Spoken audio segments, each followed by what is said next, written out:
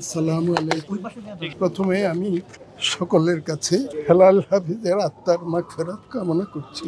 আপনারা সবাই তার আত্মার জন্য দোয়া করবেন, আল্লাহ যেন তাকে জান্নাতুল ফিরদাউস নসিব করেন। আমার অত্যন্ত আদরের ছোট ভাই, কিন্তু মান অভিমান সব পরিবারেই থাকে।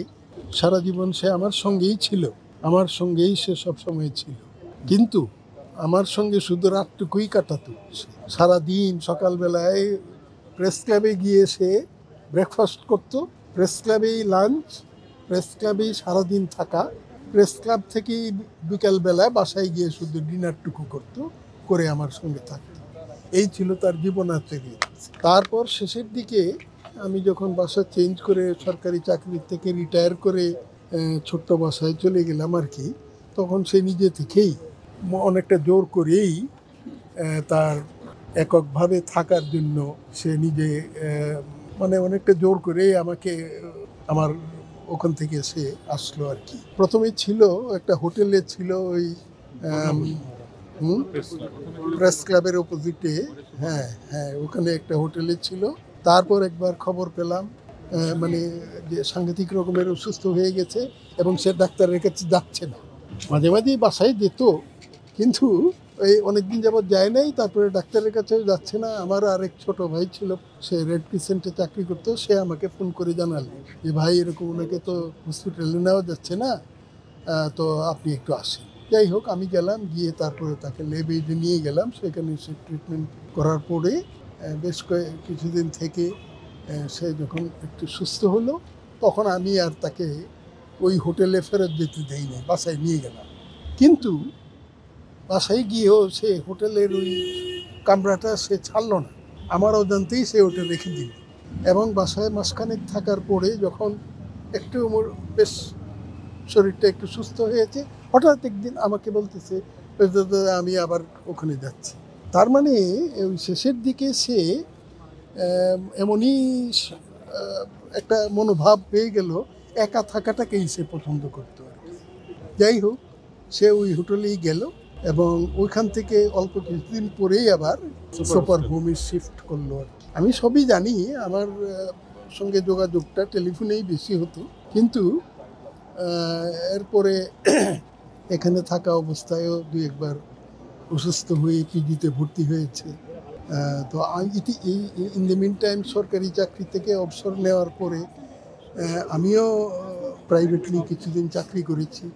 করার পরে আস্তে আস্তে আমারও বয়স হয়েছে। আমি এই গত সেপ্টেম্বরেই 80 ক্রস করেছি, কাজে আমারও যথেষ্ট বয়স হয়েছে। এখন বিভিন্ন রোগ শোকে আমিও আক্রান্ত। আমি নিজে এসে তার সঙ্গে দেখা করে খোঁজ খবর নিতে পারতাম না। ওই ছোটো ভাই আরেকটা আছে নেহাল, ওই খোঁজ খবর নিত, আর আমাদের সঙ্গে ফোনেই যোগাযোগটা বেশি হতো। শেষ দিকে যখন একেবারে খুবই অসুস্থ হয়ে পড়লো, তখন চেষ্টা করেছিলাম বাসায় নিয়ে যেতে, কিন্তু সে সম্মত হয়নি, কিছুতেই তাকে রাজি করাতে পারেনি। যাই হোক, এখন আল্লাহর হায়াত শেষ হয়ে গেছে, আল্লাহ তাআলা তাকে উঠিয়ে নিয়ে গেছে।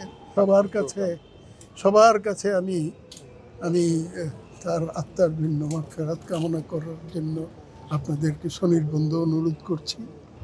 কারো ওর হেলালের ব্যবহারে আপনারা কেউ যদি কখনো কোনো আঘাত পেয়ে থাকে, আল্লাহর রাস্তায় তাকে মাফ করে দিবেন। এবং কারো যদি কোনো জানা পাওনার ব্যাপার থাকে, সেগুলোও আমার সঙ্গে যোগাযোগ করতে পারেন। আর হ্যাঁ, তার অন্ত্যেষ্টিক্রিয়ার যে ব্যবস্থাটা যেটা হয়েছে আর কি, সরকারিভাবেই তাকে বুদ্ধিজীবী কবরস্থানে মিরপুরে রাষ্ট্রীয় মর্যাদায় মিরপুর বুদ্ধিজীবী কবরস্থানে তাকে দাফন করার সিদ্ধান্ত হয়েছে সরকারিভাবে। আর কালকে সকাল 11টায় হেলাল কিন্তু বাংলা একাডেমির পুরস্কার প্রাপ্ত, বাংলা একাডেমির অনুরোধে তার সকাল 11টায় বাংলা একাডেমিতে তার প্রথম জানাজা অনুষ্ঠিত হবে। এরপর তার মরদেহ প্রেস ক্লাবে নিয়ে যাওয়া হবে, কিছুক্ষণ ওখানে রাখা হবে জাতীয় প্রেস ক্লাবে, এবং সেখানে বাদ জোহর জানাজা শেষে বুদ্ধিজীবী কবরস্থানে তাকে দাফন করা হবে। মিরপুর বুদ্ধিজীবী কবরস্থান, হ্যাঁ, সংরক্ষিত শহীদ বুদ্ধিজীবী কবরস্থান মিরপুরে যেটা আছে, সেখানে দাফন করার ব্যবস্থা হয়েছে। নেত্রকোনা নিয়ে যাওয়া হচ্ছে না নাকি? নেত্রকোনা প্রাথমিকভাবে আমরা চিন্তা করেছিলাম, কিন্তু এখন আর সেই চিন্তা করছি না আর কি। নেত্রকোনা নিয়ে যাচ্ছি না। আপনার নামটা প্লিজ? আমার নাম দুলাল আব্দুল হাফিজ। আপনার কয় ভাই কয় বোন? আমরা 4 ভাই 3 বোন। তার মাঝে আমি সবার বড়। আমার ইমিডিয়েট ছোট হেলাল হাফিজ। তারপরে আমার আরো 2 ভাই আছে, এই আর কি। তো আপনারা সবাই দোয়া করবেন তার জন্য।